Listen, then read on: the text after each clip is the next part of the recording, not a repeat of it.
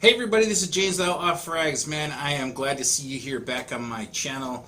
I've got another review for you guys today, so stick with me just 1 second and we'll get right into it.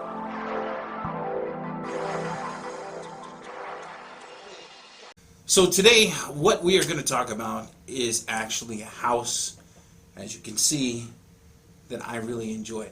I've enjoyed it for a really long time. You know, a lot of people, I was watching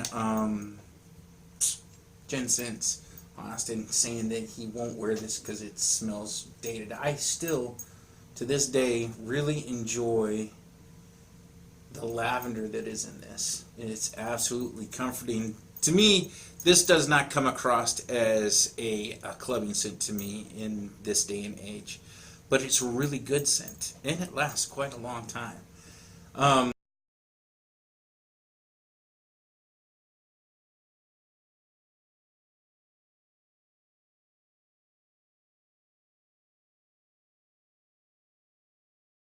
Stuff over and over and over that I've really enjoyed. This was the beginning of the lines. I still find it pertinent to this day. I do find the iterations that we have been presented with within the last, I would say, 5 years have been a whole lot more modernized. Well, they have to be in order to keep up with the times today. You couldn't come out with another Le Mans and expect it to generate any kind of movement in today's fragrance community. So you got to make some changes. It's time, you know. Roll with the punches. I will say that the next one out of my collection that I like the best is probably going to be this bad boy right here. And this is Superman, I Love Le Mans. The year before this one, in 2016, they released a Popeye, which is the exact same juice inside. It has just been repackaged right here that you see with Superman versus Popeye. I would like to get a Popeye bottle just for collection's sake, but it's the same juice. And I love that stuff. I have had so many really good scent memories with that. This, I will say, I have gotten a ton of wonderful feedback during the summer from this fragrance. This fragrance is, to me, is just a no-brainer, easy to wear. I love it. Everybody that smelt it on me has really enjoyed it. You know, it still has the DNA of the original Le Mans buried deep down in it, but it is definitely a modern, fresh, something sweet that you can wear in the summertime. The next one that I picked up is this one right here. This is Ultramall. And to me, this is, with the way that the things smell to me in my palate, I absolutely love this thing. To me, this smells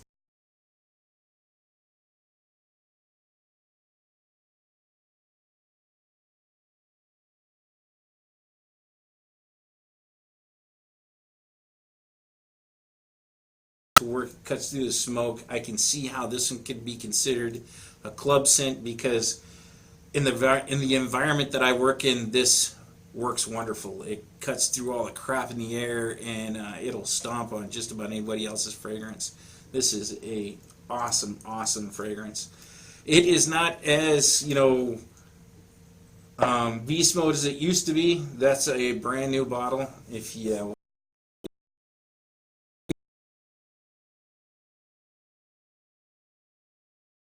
here or there or wherever it goes. But today what we're here to talk about is this one right here. And this is Jean-Paul Gaultier in the Navy. And this is the latest release from the house. This was released, and this is their latest release, and this was released in August of 2018. And I have still kind of mixed emotions about this one. To me, and this is just me and my experience with the three others from this line, this is super soft, weak. It smells good. You get a little bit of sweetness, but this one kind of tricks you because to me, this is a really simple scent. The character of this is very simple. There's not a whole lot to it, even with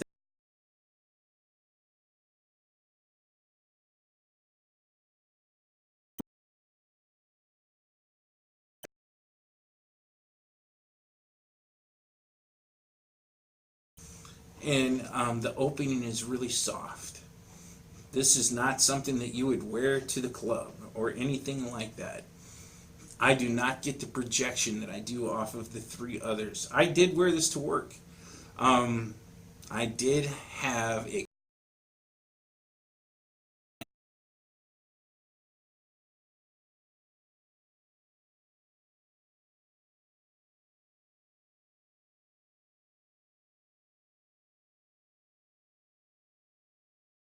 fragrance for hours. To that point, I thought it had been gone for forever. But she picked it up right away. So that means that I went nose blind to it pretty much within the first hour of applying this. It's got a wonderful vanilla in this. The mint up top is really nice. The ambroxan note in the base mixed with the watery notes and the sea notes works really well. I wish I could smell it longer. People smell it on me for hours and hours after I've applied it. I don't. I go asnomic to it pretty quickly. Because the first time when I tried it out, I tested it here at the house. I was like, wow, I was really ticked off. I was like, this has no longevity. It's so light, it's not even there. And it is a light scent, but it's got some nuances to it that I enjoy. And it took me wearing it a couple of times to really find them, to really be able to pick them out and enjoy them, so that I'm at the point where I enjoy wearing in the navy now. And the first time I was not happy with it whatsoever. This one took me a second to have it kind of grow on me. And I will say that after wearing it probably, the fifth time is kind of when things went off of my head, is I got a whiff of the very far dry down, and the dry down is wonderful. It's a wonderful vanilla that is not overpowering. It's not gourmet. It's just it's delicious. It's wonderful. I wish I could find a better adjective to describe it, but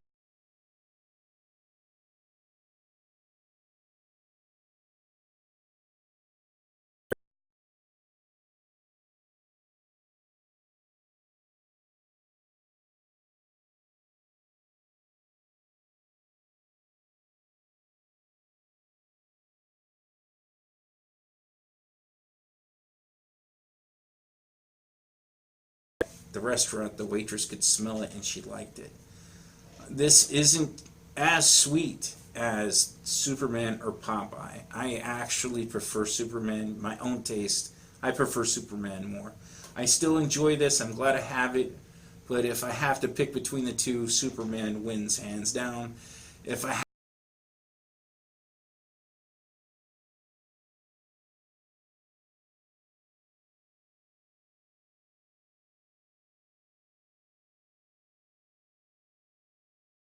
is always going to have a special spot in my heart, just because there's so much history involved with it.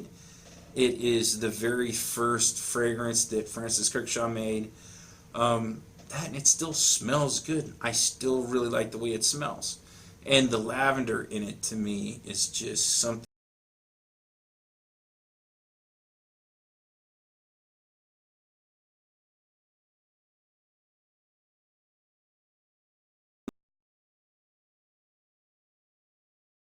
to. But that is my take on In the Navy and the rest of the three that I have in my collection. So I hope this was entertaining, maybe a little bit educational, who knows. You got to listen to me ramble about some fragrances that I enjoy. So, like I always say, there is no bad time to smell good.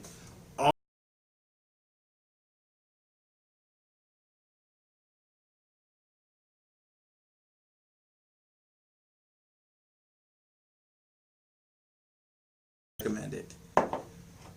Till next time, this is James with OutLaw Frags. Man, thanks for sticking down to the end. You're a trooper, man. Till the next video.